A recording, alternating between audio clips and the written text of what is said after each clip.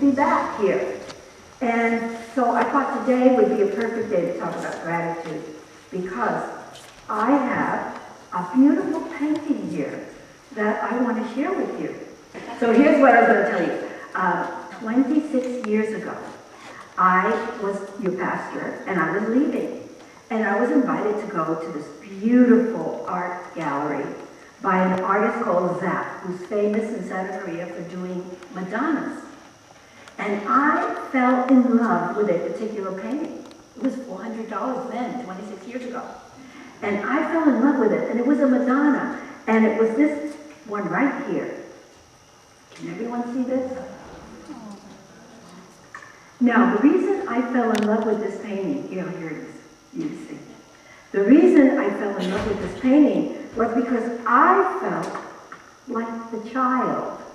And I felt that this ministry was so loving and so supportive of me, and I felt like you were the Madonna. Well, the people from the church that were there felt that I was the Madonna, and that you were the child that I loved and nurtured, because we both felt so loved and nurtured by each other. And so they surprised me, and they purchased this for me and presented it to me on my last Sunday. And I want to tell you that in my 26 years as a minister, I have had 6 ministries. And every time I move, I give away artwork like you can't believe, or sell it. At one move, I had $9,000 of sales from a move. But this one, I could never part with. And not only could I not part with it, but it sat on the wall right next to my meditation chair for 26 years. Never dreaming that I would end up back here. Plato said, a grateful mind is a great mind that attracts to itself great things. So this morning, talking about gratitude, because gratitude changes everything. In fact, Unity teaches us that there's just a few things we have to do in order to open ourselves to the abundance of the universe, to open ourselves to all the good things that we want to see coming to us and through us. And those 3 things are acceptance of who you are. Accept yourself the way you are. Doesn't mean that you don't want to change yourself and be a little better than you are, but accept yourself the way you are right now. And an affirming and appreciating consciousness of gratitude. And so we have to live our lives in that place of just being so grateful for everything, for everyone that comes into our lives, for everything that happens. Because as I said earlier, Plato said, a grateful mind draws to itself great things.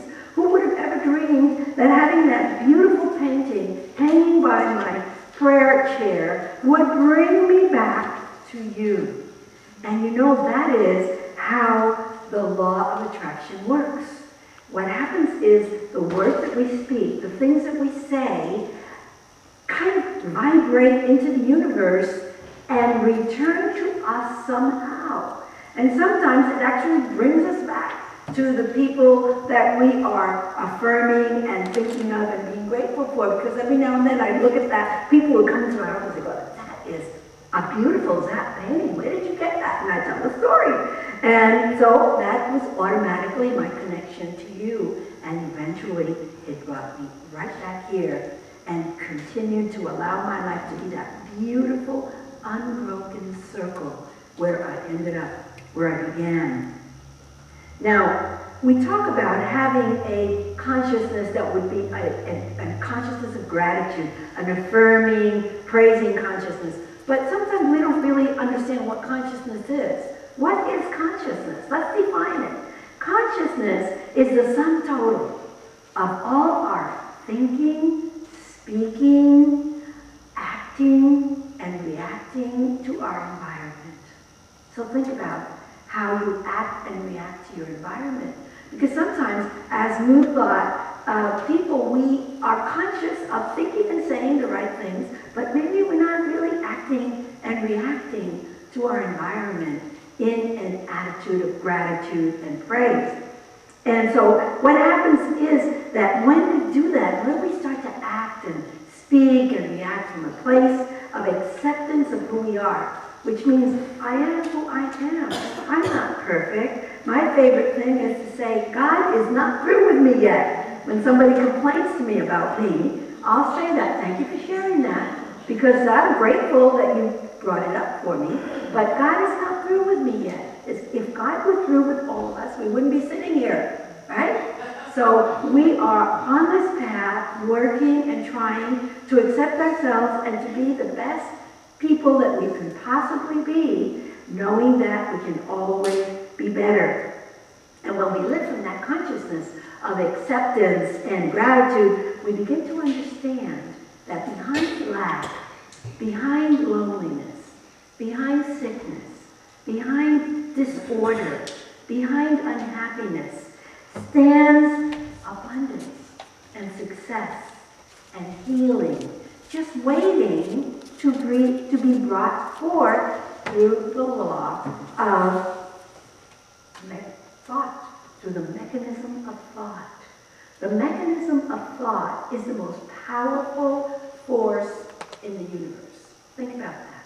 The mechanism of thought is the most powerful force in the universe, because it brings to us what we need, it takes from us what we need. Because if we're affirming lack, we lose things. If we're affirming love and abundance, we gain, we bring in the good that we want to see in our lives. It's just waiting patiently for us to bring it toward us through the mechanism of thought. And here's how it works. The law of attraction. You know, there is an immutable law in the universe called the law of attraction. And what the law of attraction does is that it takes high-intensity thoughts. And gratitude is a high-intensity thought. Love is a high-intensity thought. Abundance is a high-intensity thought. Prosperity is a high-intensity thought. Acceptance of who we are is a high-intensity thought. And so what it does, it takes it and it attracts the corresponding thoughts and conditions and situations into our lives. So if you put it out there, it takes it, and then it attracts corresponding thoughts that are in sync with what you're saying. And of course, you know it works in a negative sense as well. So whatever it is that you're saying, the law of attraction is bringing whatever is in sync with what you are affirming, with what you are saying, with your thought waves. In other words, the thought waves of the universe are always going around in a circle. You know, life is not linear. A lot of us think life is linear. So if I do this here, maybe life will go this way, but it doesn't. Life is circular. So that's why we say what goes around what? Comes around, right? Because life is circular. So whatever I put here is going to go around and return back to me. And that's how we work gratitude thoughts, because when you're grateful, and that doesn't just mean saying, thank you very much for that beautiful gift you gave me. It's getting up and standing in front of the mirror and saying, I'm grateful for this body, just the way it is. I may want to lose some weight, I may want to gain some weight. I wish I were a little taller, I wish I were a little shorter, but I'm grateful for the body just the way it is. I love it just the way it is. And just being grateful for your life, waking up in the morning and saying, thank you, God, for another day in paradise. Just feeling that sense of gratitude for the people in your life, waking up and saying, thank you, God, for my partner, for my children, for my friends. I have a book that I look at every day. It's a treasure book. One day we'll have a class and I'll teach you how to do that. But when you have a treasure book, you have a page for all the things that are important to you. One of the pages has all the pictures of my children. And so I say, I open to that page and I see all the pictures and I say, my children are happy, prosperous, healthy, and I give thanks. And then I say the prayer of protection with them. And I feel very, very connected to them, even though they live very far away. And I always feel very connected to them because I connect to them every single day in gratitude. I say thank you, God, for those beautiful people that call me Mom. And so we do that, and it becomes a habit. It becomes a habit to just be grateful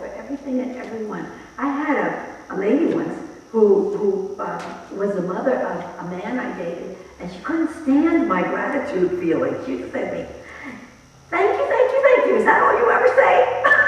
I said, yes, because an attitude of gratitude is a wonderful thing to have in life. So sometimes people may think you're a Pollyanna, think like, stop it with the gratitude already. But it's a wonderful thing to just raise your energy and make you a perfectly happy and content person. That's the key. It really will make you a happy and content person who attracts to you whatever it is you need. You know, at a very young age, Unity's co-founder, Myrtle Fillmore, was given a death sentence. She was told that she had tuberculosis. In her day, tuberculosis was the lung cancer of today. They didn't have a cure for it, and so when people got tuberculosis, they lived with it until they got to be about 40, 45, and they just died. And people accepted that. Her mother had died of it. They told her it was a genetic problem for her. So her mother had died of it, her mother's mother had died of it, and they had all died around the age of 40, 45 years old. So she said, okay, well, at least I lived to be 40 and I had a pretty good life. And so they told her, you know, get your stuff together, get your life together, because your life is almost over. And a very good friend of hers said, you know what, there's a lecturer called Weeks, and he's going to be speaking in Chicago, and I invite you to go with me to that lecture, because you might hear something that could help you. So she went, probably kicking and screaming, because that was a long way from Missouri. But she went to the lecture, and she sat there, and she heard something. Have you ever gone to a lecture where you hear something that is just like for you? It's like, whoa, how did he know? I needed that. He just said that for me. Well, she heard, I am a child of God, and I do not inherit sickness. Wow, what a concept. She'd never heard of such a thing. Every doctor had said, we inherit sickness, it's in our genes. If your mother died of it, you're going to die of it. So it was just a totally new idea for her. And it impacted her really powerfully. So all the way home, she kept repeating, I am a child of God, and I do not inherit sickness. And it shifted her because she understood that high-intensity thoughts bring corresponding thoughts into your life. And so she started using that high-intensity thought of being a child of God who did not inherit sickness, knowing that she would attract to her corresponding thoughts that could eventually heal her. I don't think at the time Myrtle Fillmore knew that she was going to be healed, but she knew that she was going to get help. And so the first thing she did was she started to speak words of appreciation and gratitude to everyone. And she started working on her personality. She said, I stopped using petulant thoughts. And that's a very archaic word that means cranky, you know. So she said, I stopped being cranky. I started being more loving, more accepting, more generous, more kind. In fact, she got generosity down to such a point that when people later, you know, when the movement started and she became very well known, people would give her beautiful things, beautiful golden jewelry, beautiful pendants, and she would be so grateful, and then she would pass it on to someone else. And when someone saw that someone else wearing it in church, and they would feel a little pushed out of shape, she would say, my dear, the joy was in receiving it in gratitude and giving it. But at any rate, she absolutely knows and understands the concept of high-intensity thoughts, making her the center of corresponding thoughts and situations that are in sync with what she's saying. So she starts to affirm that I am a child of God. I don't inherit sickness. And then knowing that thought forms are in ethers, we know that Jesus' thought forms are available, Buddha's thought forms are available, Krishna's thought forms are available. All the thought forms are available for us. Charles Fillmore says that Jesus is in the ethers available to us, which means those thought forms are available to us, and we can use them to help us grow and be all that we want to be. So knowing that, she put an empty chair in her bedroom. And she said, this chair is for Jesus, as a symbol that his thought forms are coming in to help me with this healing. And of course, she opened her heart and mind to healing ideas, to healing thoughts, and to love and appreciation and gratitude. And she was really careful to express gratitude and love, to the point where she stopped eating meat. Not that we're talking that everybody has to be a vegetarian, but for her, it was a means of being grateful to the animals and not eating them. So she took her gratitude to a very deep degree because she really felt grateful for the world, for everything around her. In fact, one day she was looking at a little worm and she noticed a little piece of it was gone. But the worm was fine and he was just crawling along, and she realized that that worm is going to heal the piece of it that's gone. It's going to grow. You know, worms do that. They grow another little piece. And she started thinking, now if a worm in the dust can grow a piece, can heal itself, surely I have the ability to bring forth healing energy and heal myself as well. And of course, you know that she became not only healed, but her healing became the reason that a spiritual philosophy like unity became the kind of worldwide movement that it is today. And it was her healing that started Silent Unity. They would meet at 10 o'clock at night. Do you know why they met at 10 o'clock at night? Because the world was quiet then at 10 o'clock at night. It certainly isn't in my apartment house. but at 10 o'clock at night, you know, everything was quiet. Charles Fillmore would say, the consciousness is asleep. So we don't have those thought forms working against us. So that's when they met. So anyway, they started to grow and to pray and to heal other people, because all it really takes to be healed is to really believe it's possible for you and to do your part, because we all have a part to do. And your part is to be the best person that you could be, the kindest, most loving person, because love heals. And then know that it can happen for you. And they had tremendous healings. In fact, when Unity started, Unity was known as a healing thought.